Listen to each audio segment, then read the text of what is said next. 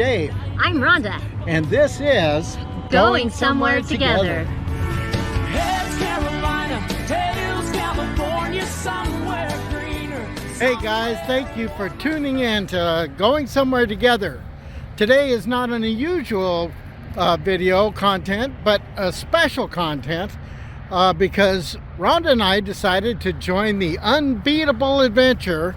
It's a work camp program where RVers can go work for a short period of time, make some money, and meet new friends, and then keep on going through your travels.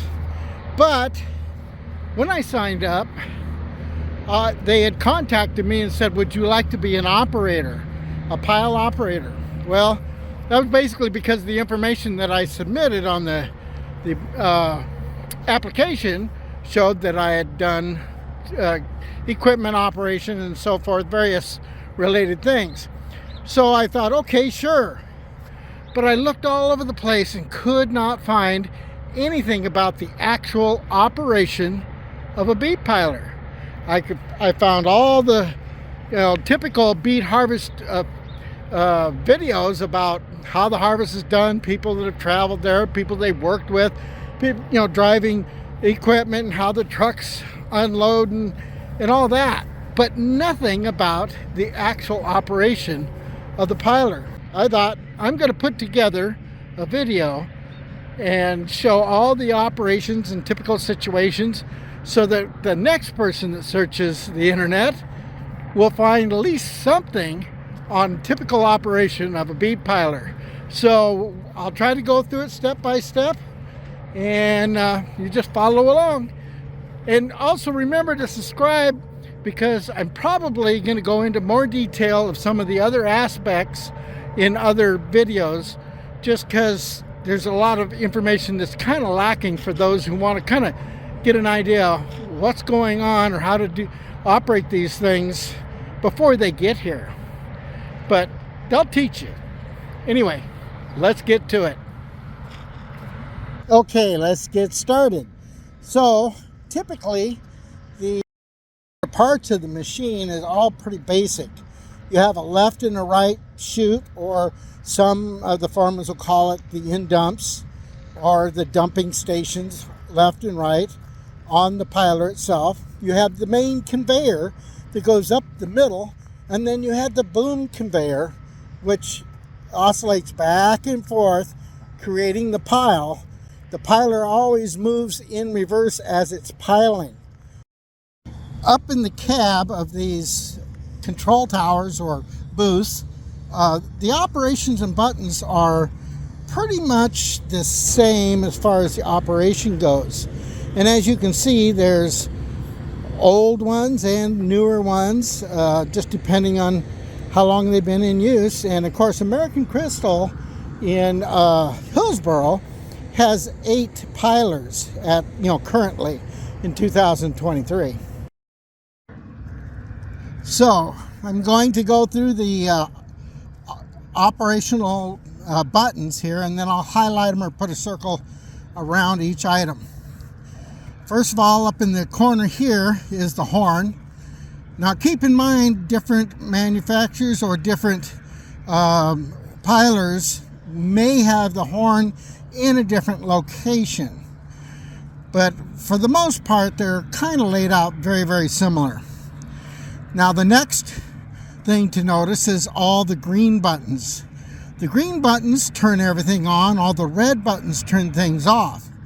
Black buttons usually have either a forward, reverse, or they're momentarily, you push it and it only operates when you push it and you let up and it stops. And we'll get into that a little bit more as I explain each button. So to go through the process, you have to turn each item on so that each conveyor and so forth starts after the other. So the way it starts is down here at the bottom is a green button all by itself in the middle, and that turns the hydraulics on. The hydraulics power all the rams and the scoops, and it even powers the main frame to lift it up off the ground and also to propel it forward.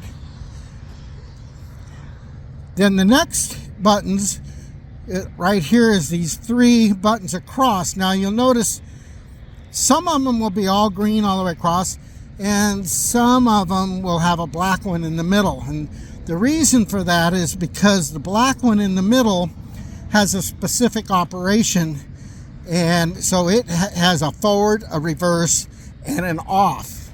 So I'll get into that as we move forward. So we start up at the upper left green button, and this powers the boom. The boom is closest to the pile, and so if there's any remaining beads or anything from when it got shut off, it starts that first. Then you move over, and the next button is the separating piler, where it separates, it tumbles the beets over rollers, knocks the dirt off of them, and collects the dirt down into a pit with a conveyor belt in it. So that middle button, you push it, and it gets all those rollers moving. The next button you push will be the main conveyor, which takes from the beets below the control tower from the side conveyors, which runs them up into the separator, from the separator down into the wheelbarrow scoop and onto the boom and out to the pile. Now you'll notice that there's 2 more green buttons all the way to the left and all the way to the right. Those are the short little conveyors that come from the dump areas where the trucks will be dumping, that conveys the beads up into the main conveyor. They have an on and an off. So you can stage a truck, have him get him in a dump position, and you turn on or turn off that side conveyor to feed the main belt.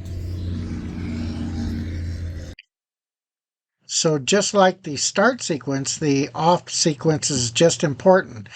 You do it in the opposite manner, and it allows the main conveyors and the boom and all that to empty before you shut each one off.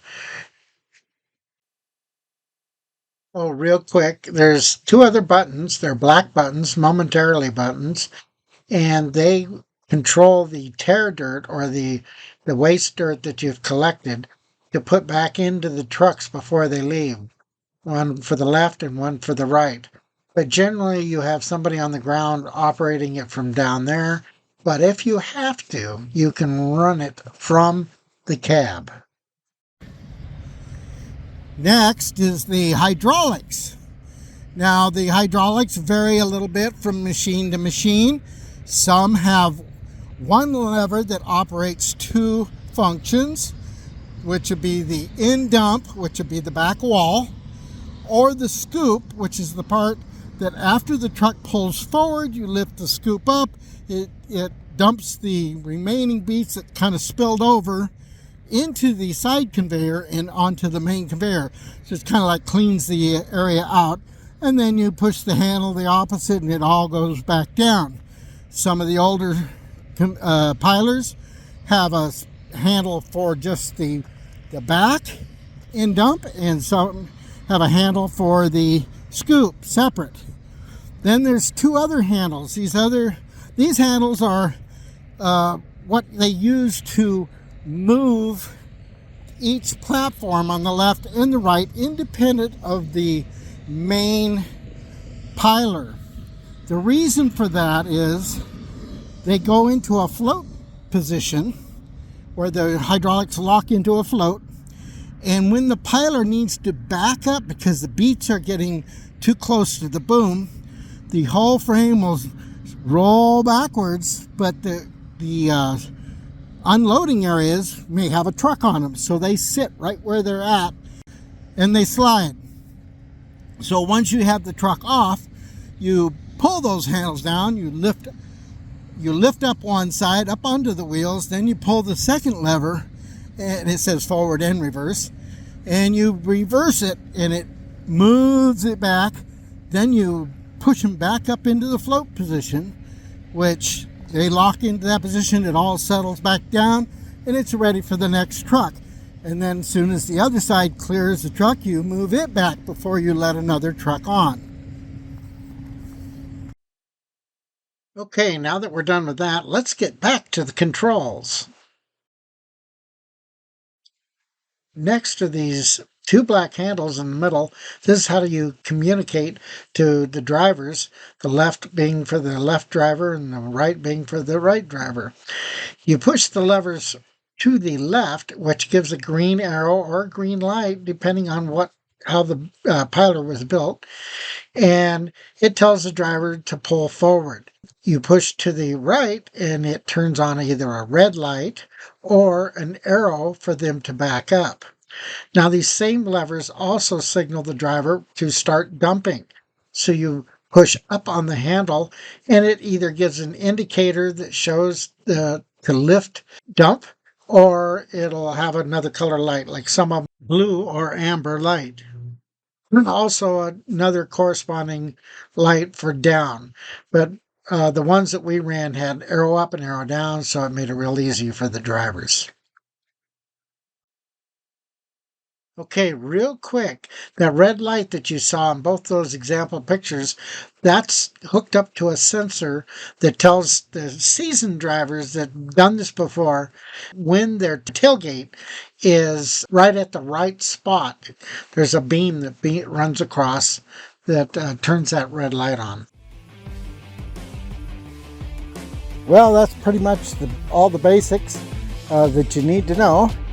And once you get there, they'll run you through everything before you actually get started. So at least this way you'll have a little bit of insight on how everything works on the piler.